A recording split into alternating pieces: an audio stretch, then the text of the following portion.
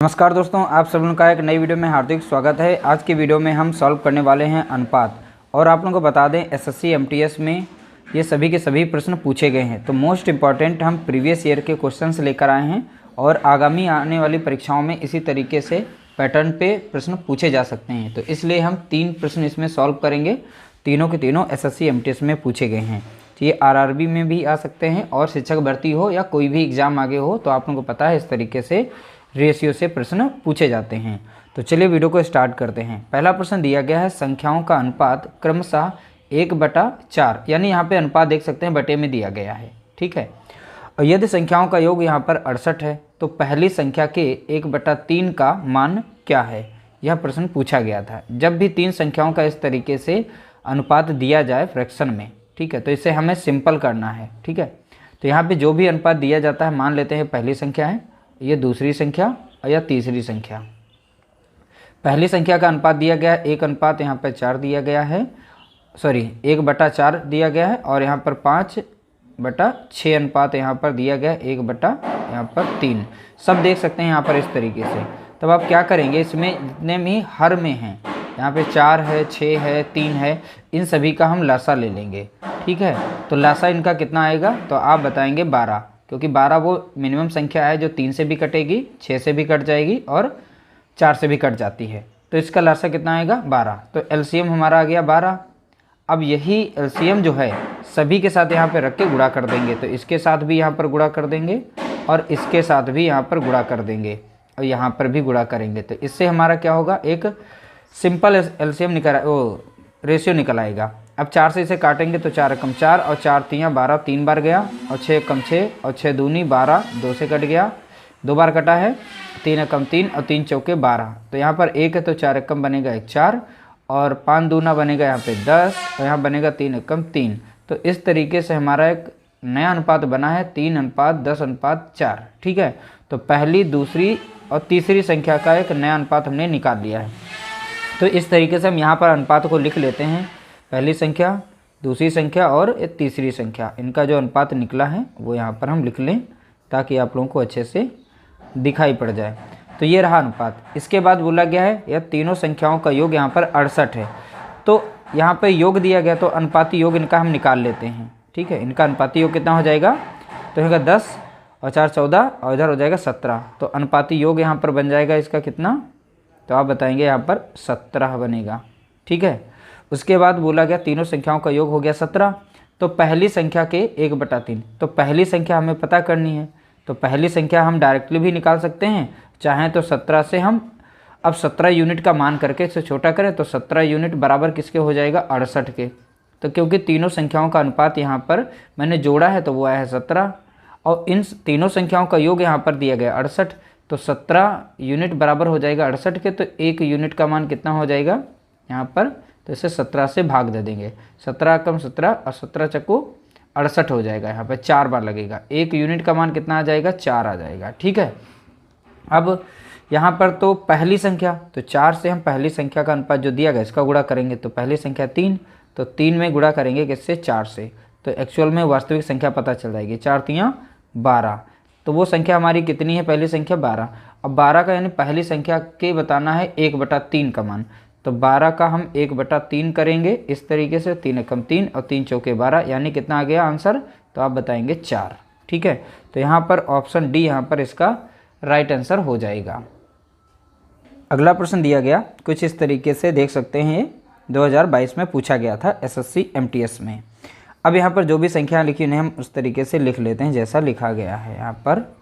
ठीक है, इस तरीके से लिखना है और यहाँ पर बटे में कर लेंगे 6x - 5y। ठीक है, अब आगे दिया गया यहाँ पर है 11 और 5 का अनुपात, यहाँ पर बटे में इस तरीके से लिखेंगे। अब क्रॉस गुणा करेंगे, इसको इस साइड में करेंगे, इसको इस साइड में करेंगे। तो यहाँ पर इसके साथ में गुणा करेंगे तो इधर मिल जाएगा, हम डायरेक्टली लिख देते हैं 5 छक्का 30 लिख देते हैं। यहाँ पर कितना 30 हो जाएगा, और x लगा तो x लगा देंगे, 55 25 हो जाएगा, प्लस यहाँ पर हो जाएगा 25 y हो जाएगा। अब बराबर हो जाएगा इधर के, और 11 छक्का 66 हो जाएगा और x हो जाएगा। ठीक है, x लगा हुआ है, 11 5 55, तो यहाँ पर 55 हो जाएगा और y आ जाएगा। ठीक है, अब यहाँ पर देखिए इस साइड में x है और इस साइड में यहाँ पर भी x है। तो x को x साइड में कर देंगे और y को y साइड में कर देंगे।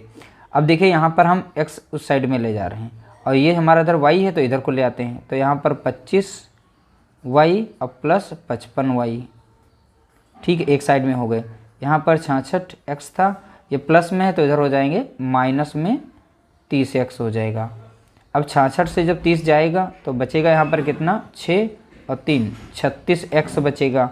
यहाँ पर ये दोनों प्लस में थे, 5 5 कितना हो जाएगा, 10 का 0, ठीक है, 10 का 0 1 आ जाएगा तो यहाँ बचेगा 80। तो और ये था y, तो 80y हो गया। अब x y को एक साइड में कर लेंगे, नंबर एक साइड में हम सेंड कर देंगे, ठीक है।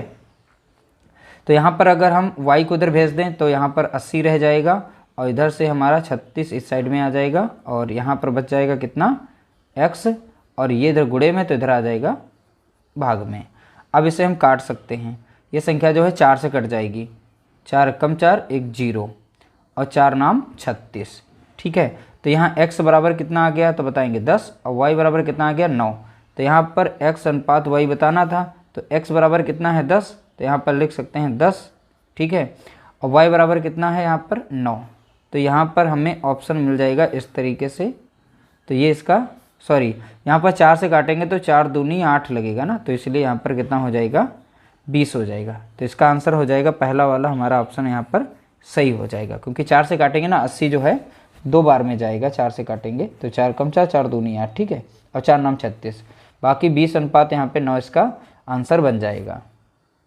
अगला प्रश्न दिया गया, पी क्यू का अनुपात दिया गया 4:5 और आर क्यू से यहाँ पर था 15% कम है, छूट गया है, 15% कम है यदि क्यू बराबर है 300, ठीक है, तो पी और आर का योग क्या है। तो हमें बताना, देखिए अब यहाँ पे वैल्यू सारी दी गई हैं, इन्हें हम नोट कर लेते हैं। देखिए P अनुपात Q का मान दिया गया यहाँ पर, यानी अनुपात जो दिया गया है वो 4:5 दिया गया है और यहाँ पर संबंध बताया गया है R Q से 15% कम है। तो इसका हम यहाँ पर अनुपात निकाल लेते हैं। जैसे R बताया गया है Q से बताया गया तो Q को हम 100 मानते हैं। जब R Q से 15% कम है यानी कि ये 85 हो जाएगा, तभी तो 15% ये कम रहेगा। अब इनको सॉल्व कर लेते हैं, ठीक है, तो ये 5 से काट देते हैं, 5 से कट जाएगा, 5 दूना 10 1 0, यानी ये 20 बार जाएगा 5 से। अब ये 5 से जाएगा, 5 1 कम 5 और यहाँ पर जाएगा 50 7 35, ठीक है। तो यहाँ से हम इनका बना लेते हैं अनुपात। तो यहाँ पे R कितना हो गया 17, अब यहाँ पे Q कितना हो गया 20। तो अगर इनका हम अनुपात बनाएं तो हम Q अनुपात R लिख दें ताकि हमें लिखने में आसानी होगी। तो Q का यहाँ पर कितना है 20, तो 20 अनुपात कितना हो गया, 20:17 हो गया।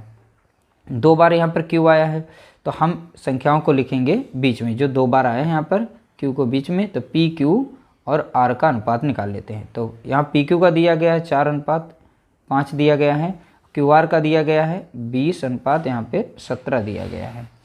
5 है यहाँ पर, तो यहाँ पर रिपीट कर देंगे 5 को, यहाँ पे जगह खाली 20 है तो यहाँ पर लिख देंगे 20, ठीक है। अब संख्या देखें यहाँ पर कोई कट रही है कॉमन से, तो अगर कट रही तो काट देते हैं, नहीं तो हम बाद में काट सकते हैं, कोई दिक्कत नहीं है। तो ये संख्या कट रही थी 5 1 5 और 5 चौका 20, तो ये 4 बार लग जाएगा। अब 5 चौका 20 तो 4 बार आ गया। अब ये तो संख्या ऊपर कट गई थी तो यहाँ पर तो 17 ही रहेगा, गुणा करेंगे। यहाँ पर है 5, यहाँ पर है 4, तो 5 चौका कितना हो जाएगा 20 और 4 चौके कितना हो जाएगा 16 हो जाएगा। तो ये नया एक इनका अनुपात बन गया है इस तरीके से।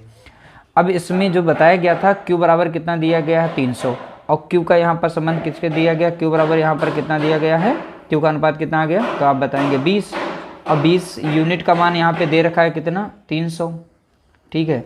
तो 1 यूनिट का मान कितना हो जाएगा, तो 300 को हम भाग देंगे 20 से, तो 1 0 1 0 कट गया, 2 से काटेंगे तो 15 आ जाएगा। तो 1 यूनिट मान बराबर कितना हो गया 15, ठीक है।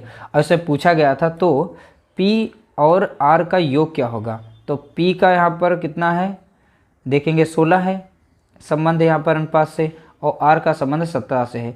16 और 17 को जोड़ेंगे तो 16 दूनी 32 33, तो यहाँ पर दोनों को P प्लस R को जब जोड़ेंगे तो यहाँ पर अनुपात में तो 16 प्लस 17 मिल जाएगा हमको कितना 33।